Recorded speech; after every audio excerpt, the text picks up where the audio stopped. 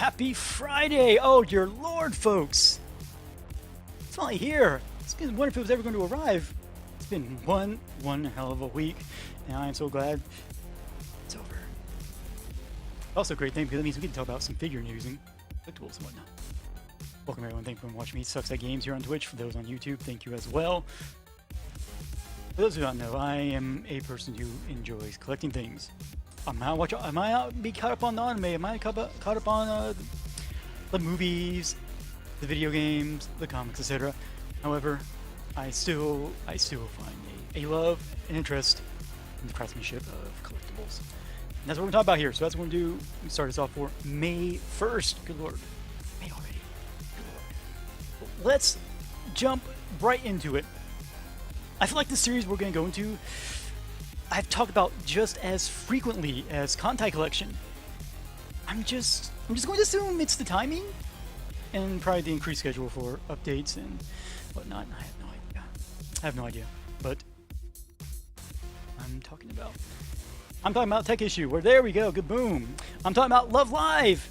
And Dengekia has their own collection of figures based on a themed outfit. These figures have caught my eye already and I can say they are far superior in design and quality compared to the overpriced first fan book garbage Karaani is selling. Man, you think Karaani got killed my family or something based on my opinion of them, but honestly those were shit figures. Not this one though, not right there. Produced by ASCII Media Works, all 9 idols will be having a 1/8 scale figure dressed in their birthday figure project outfits. Not their birthday suits. Perverts. Shame on you. Go hit the doujinshi if you want that. Or the fan art. Go on the Pixiv. You will find plenty of birthday suit. It's there. But no, we're talking about the birthday figure project outfits right now. And the one we're doing right now is the tomboy Hoshizora Rin, a character who always has an aura of positivity every time I see art of her, which is something I like in my figures, and that shows in this Dengekia exclusive figure. That's right, folks, exclusive. Wah, wah. Outside of her energetic face, the outfit itself is also something to adore. As I stated previously on broadcast, idol outfits are normally something that do not appeal to me, but for the birthday figure project outfits, it's an interesting mix of the idol style clothing while having a sense of formality about it. So something I definitely I think it's nice looking. Though I will say this, though at the same time I do take a look here and there. It's like you could probably be worn in the circus too. You just throw in a little top hat, have some tricks. I don't know. Either way, it's something that appeals to me, along with the bare shoulders, the translucent dressed bum, and the Zetairoiki. Terribly weak for that. Terribly weak. It's a shame that these are exclusives, along with a kind of hefty price tag of 11,000 yen, about $100, give or take, based on the exchange rate at this moment. Given how this figure series is coming along, though, on the previous releases, I might be in trouble.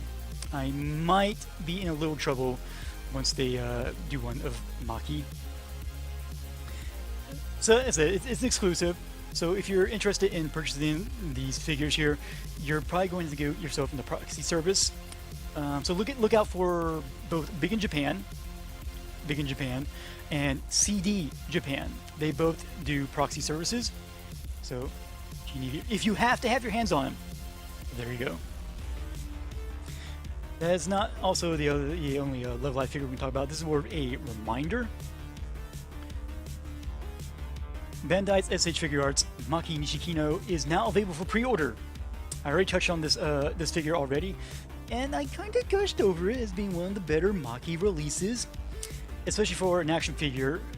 But I've found the SH Figuarts line to be a good series if you're into action figures. No accessories with the figure, but she does include 3 really cute facial expressions. You go with the lovely idol outfit. Like I said, if I were to get a Love Live figure finally of Maki, this one would probably be the one that enters my collection. So actually, give me a moment here.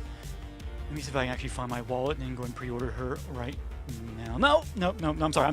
Wait. That can wait. We need to be talking about figures right now. And then you guys go buy too. All right. So the next figure is actually a bit of an oldie, who's been given a modern update while still keeping to its origin. From the recently renewed Bishoujo classic Sailor Moon comes, well, your title character, Sailor Moon, as she appears in the Sailor Moon Crystal Anime. This is part of Bandai's Figuarts line of static PVC figures. I don't think she could get any more shoujo-y, but the artists of this series have managed to somehow do that with this figure and the artwork of the series. This figure features Sailor Moon doing her trademark pose after transforming, giving her iconic speech to the villains. I like the hair. I like that the hair doesn't really go for the bold yellow, just bright mustard yellow the original Sailor Moon, and has more of a golden color to it.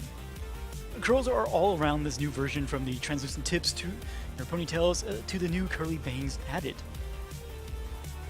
I mean, honestly, good lord, those legs. Gad. Those are some super duper model legs. Not super model, super duper model. Right. It's an okay figure, but there's like a bit of a plastic look to it. Because I guess it's just the paint they used, or whatever material it's made out of. It's not exactly flat looking, especially if you look at the skirt. So it kind of stands out to me. Luckily, I mean, if you're looking for something like this, Bandai isn't really asking for much for this figure after discounts of its retail price of $50. So I mean, give or take, maybe you're looking at maybe $35, $40 for it. And this is a standard scaled figure, so you're not going to get something tiny. So yeah. Now we're going to be moving on away from the cute idols, the magical girls we seem to be just constantly covering on this broadcast here. We're going to move on to something more nightmare fuel. Don't believe me? Then allow me to introduce you to something that was meant to be cute, but something cannot not be. Oh boy. As a part of a promotion for Project Mirai at the Tokyo Game Show in 2011, a costume was made of Hatsune Miku based on her Nendoroid figure from Good Smile Company. I'm sure we all have an experience of seeing a costume meant to be one thing and then just going horribly wrong. Well, this figure-based costume isn't really, I wouldn't say it's really horrible, just it's not a perfect representation of the Nendoroid figure. And actually, yeah, it'll still give you nightmares. That's for certain. Mikudayo.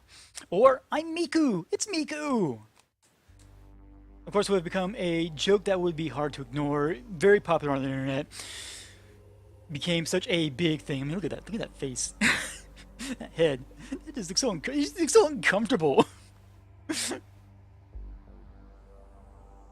yeah, so Good Smile Company's like, you know what? Since this is so adored, we have to make a figure of it. So you have a Nendoroid figure based on the costume that was based on a Nendoroid. Kind of funny how that came full circle. Funny how that happened. The Good Smile Company is actually re-releasing this. Not charming. It's a bit terrifying.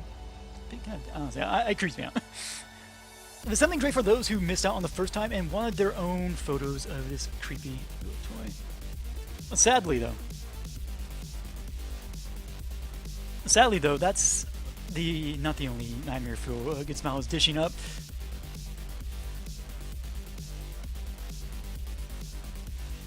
How about nightmare fuel and strawberry flavored, guys? Even more delicious. So Good Smile Company has released various Miku figures. And typically, if they have a Miku figure, they're going to release one as a Sakura version. Right here, a pink color Sakura's painted out through here and there. So of course, why not make one for Mikudayo as well? This color, I will say, the color scheme does nothing to kind of lessen the terrors. My God, that face, lessen the terrors, and I feel it brings even more attention to that face. That will gobble your soul. Those eyes, that mouth, oh God. We need to get away from this, right? No. enough of this. Let's move on. Let's move on. Oh dear lord. Okay. All right. So we got that. Oh my Jesus, God, a mother! This isn't better. This is worse. Better, worse. Oh my. So Union Creative will be releasing a creative take of Hatsune Miku from another release of the Hdge technical statues. This one being known as Calne Ca. I hope I got the name right. Could not find the proper pronunciation. Rather than taking on the mechanical skeleton form, though, now she features limbs of a crab. This is like if Miku mixed with the Nightmare on Elm Street, and you're about to get screwed over by Freddy in your dream. But rather than Freddy, it's people's favorite digital idol. I was like, I'm so glad. I am so glad I am not a fan of Miku. Seriously, it's really messed up. It's really messed up. However, good lord, you cannot deny that it's actually an amazing sculpted figure. Seriously though, I mean, yeah, it's creepy, it's interesting, it's different, but it's like a weird mix. But at the same time, you're like, oh my gosh. But at the same time, it's like, oh wow, when you look at it. I mean, you know, it's an interesting concept, and certainly a completely different take on Miku. I can't say much more because I would actually like to be able to sleep tonight. I mean, so if you want something different for your collection, if you want something very different for your collection, right there, amazing, creepy, terrifying, wow, just wow. Alright, so let's move on, guys. Let's move on. Let's move away from the monster appendages of this figure, and you know, let's go. Well, I don't know. Let's talk about how about alien appendages. Are you guys into that? From the old 1988 alien invading manga, Parasyte comes the super action statue figure of Shinichi Izumi and the alien that resides in his arm, Migi. Right. Migi means right. Actually, the funny part is I actually remember reading this manga back when Mix, or Mixzine, which later became Tokyo Pop, was taking a stab at the translated manga world in the late 90s. So it's kind of interesting to see this. Like, wait, wow. Well, this is a trip down memory lane. So, Medicos is going to release a 6-inch action figure of Shinichi, and it will include an assortment of alien morphine arm parts to cleave away at the other aliens that may have invaded your collection. I would say it's always swingy to see something released from something so old. So if you're in need of nostalgia, you know, and a trip for a trip down memory lane for your collection, you know, check it out. There you go. I mean, I can't imagine this thing selling out. So, but you never know. You never know. So, don't linger too much.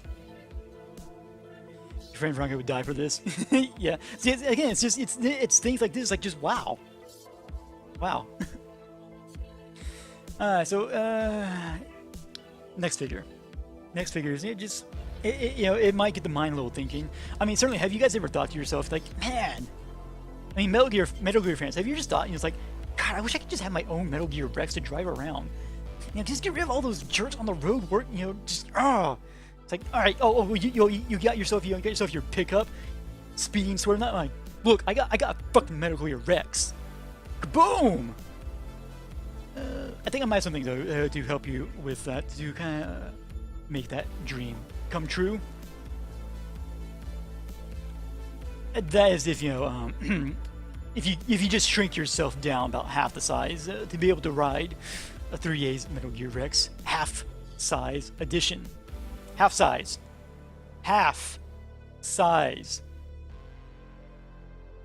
Wait, no, I'm sorry, wait, hold on, no. You actually need to be smaller than the half-size edition, because that actually means it's half the size of the release before this of Metal Gear Rex.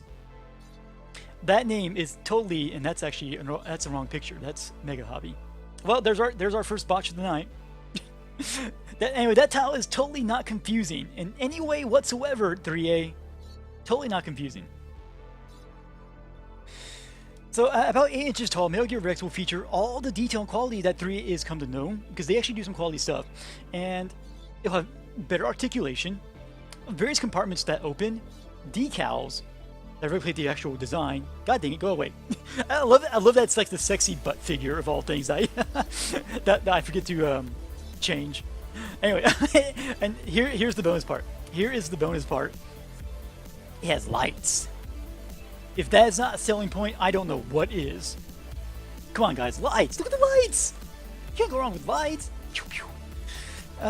Just remember, for all this detail, you are going to be paying a hefty price of about $275. For her, I don't know. Was it? For her, you'll be paying about $1,330. So, honestly, I can't wait to see what kind of other merchandise we'll get from Metal Gear Solid. I mean, I'm sure Hideo Kojima will be delighted to see more of his works made into...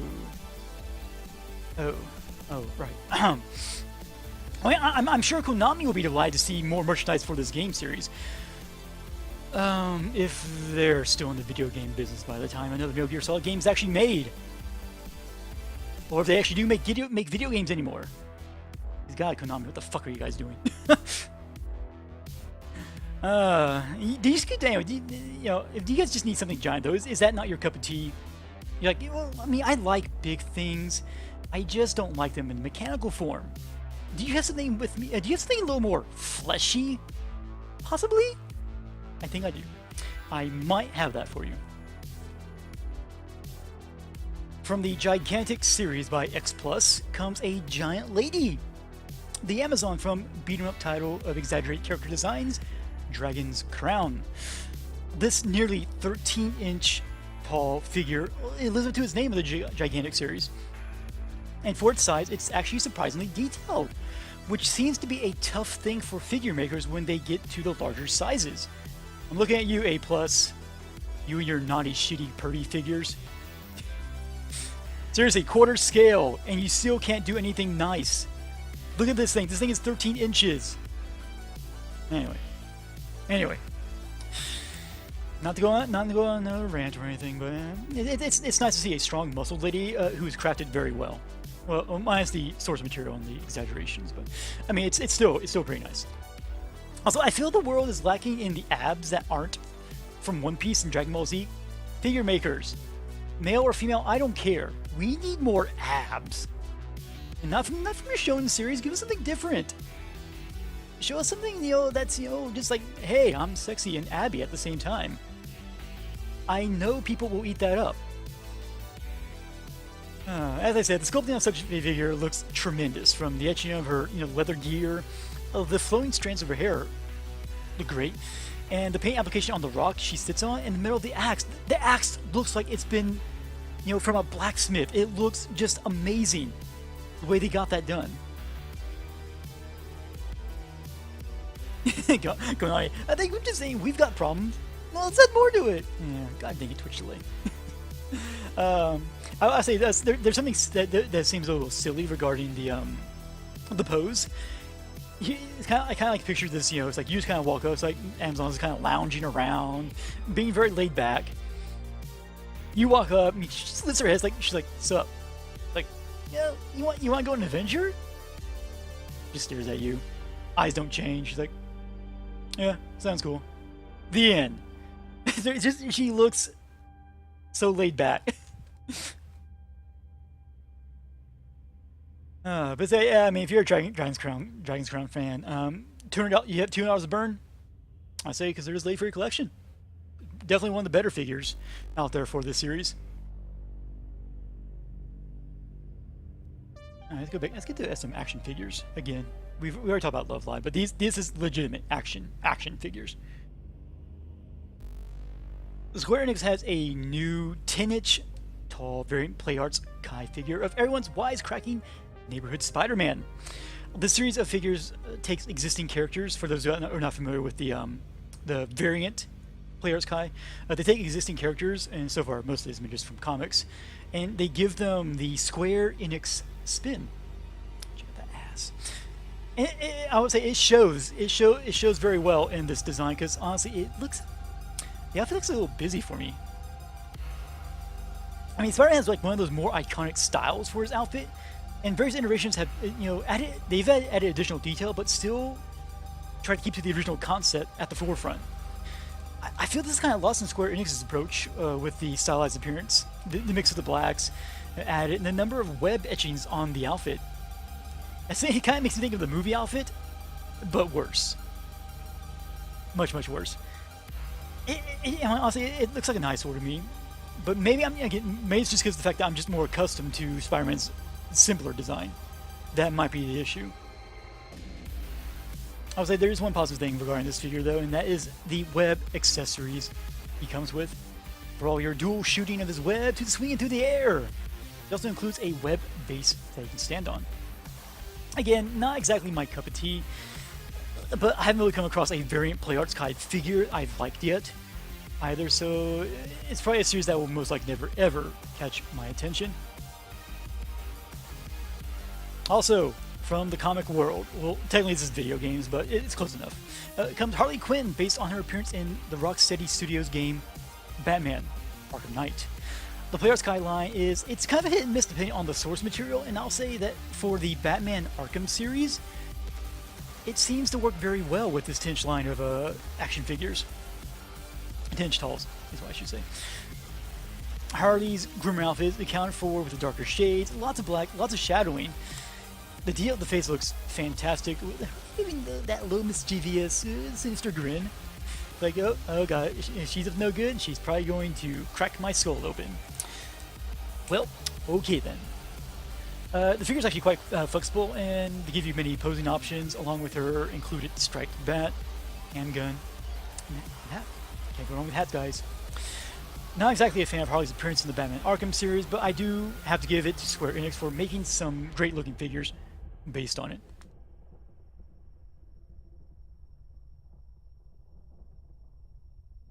That is the last time I want to discuss that we've already saw previewed and whatnot and etc. But I think now is a time to grab your credit cards, guys.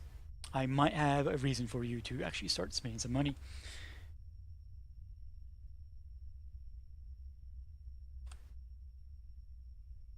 Based on his appearance in Persona 4 Arena, Ultimax, and almost the face of Persona at the moment comes Max Factory's action figure, Figma, Narukami U. Dressed in his school uniform, waving in the wind the machine he brought with him, U is ready to do battle with the other Figma Persona releases. So far, we've seen I guess is definitely one, the protagonist from number 3, Hdge, and some others as well. I do have to point out that I do love the fact that his shirt splits open high enough on him for you to get a little bit of belly action in your action figure. Now that's some great action, I can tell you right there. Just that belly. Included with the figure's weapon of choice, the katana uses a metallic paint for the blade, which is nice. His glasses and a Persona card. Can't forget that. As like most Figma releases, he also includes various faces. You can change out which are his serious face, a yelling face of action right there, and a face with white eyes while he's taking a hit. Ouch. Speaking of which, that picture right there, if you own Figma Aegis, you will also include a set of arms you can attach to give him a suplex, as demonstrated. Well, I mean, isn't that sweet of him, though, to give her that ability? He's like, hey, I got you a new arm, so you can give me a suplex. Honestly, he must be really into that. All I can think is like, just wink, wink, nudge, nudge. Just saying. I mean, also, if you really think about it, you could turn the figure around, and I guess give him just give him a hug. It's like, oh, a bear hug, of course. Ouch, squish. And so does it for figures of this week, guys. Lots of exciting stuff.